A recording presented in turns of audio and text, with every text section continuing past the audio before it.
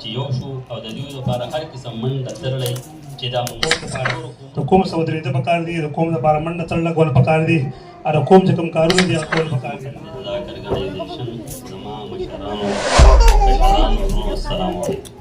دا چې ورونو بایګانو په خبرې ډېرې وکړې خو زموږ دلته د راتلو یو مقصد دی چې موږ د خپل قام د قبیلې دپاره چې یو شو او د دوی لپاره هر قسم منډه ترلی چې دا موږ وکړو. که موږ یو غټ تاریخ پروت دی او موږ خپل هغه تاریخ ته هم نه ګورو چې بای اخر زه د دومره غټې قبیلې مطلب دا ده چې زما د هغې سره تعلق دی چې د خپل قوم د قبیلې دپاره څه وکړم. نو موږ ته خو نور دومره تاریخونه نه دي معلوم خو د دې ارګنایزیشن کې چې دا کوم مشران راغلي دي نو د دوی د خولې نه د دوی د وینا نه موږ خبر شو.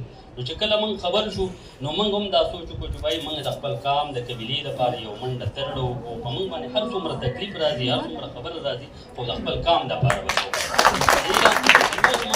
مقصد یې دغه دی د دغه مقصد دپاره راجمع شوي یو چې به یې لکه اوس چې موږ یو نشو او موږ چې اوس کوم سوچ ونه کړو د خپل قوم دپاره نو د دې نه وروسته هغه چېرته هم نشي کېدی.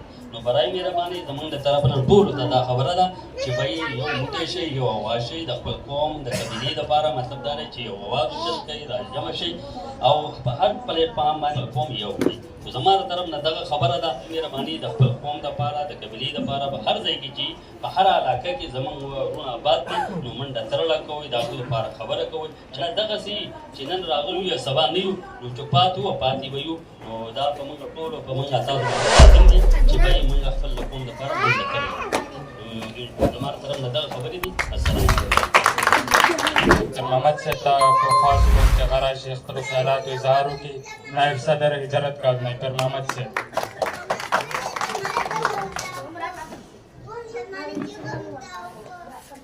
اعوذ بالله من الشیطان الرجیم بسم الله الرحمن الرحیم.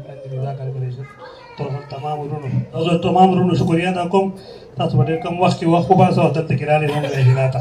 تاسو ټولو شکریه ادا کوم او بعد د شکریه نه بعد دا خبره کوم دا زموږ ټول وروڼو له دا خبره کول پکار دي خپل قوم دپاره د کوم څه ودرېده پکار دي د قوم دپاره منډه تړله کول پکار دي او کوم چې کوم کارونه دي هغه کول پکار دي. موږ ټولو باندې فرض دي لومبی په ما پسې به تاسو انشاءالله تعالی د قوم دپاره هر سړی منډه تړله کوو انشاءالله که نه او په کار هم دغسې ده چې موږ خپل قوم دپاره وخت ورکوو خپل قوم لارې ته راولو او ټولو له دعوت ورکوو د مشرانو په خبرو باندې عمل کوو د مشرانو په خبرو باندې چلېږو او د کشرانو باندې خپل تربیت ورکوو کشرانو له چې په دې طریقه باندې کم کار چې مشران کوي نو کشرانو ته پکار چې په هغې باندې خپل کار کول پکار دي. پوه شوې؟ ستاسو وخت نه ضایع کوم ډېره مننه.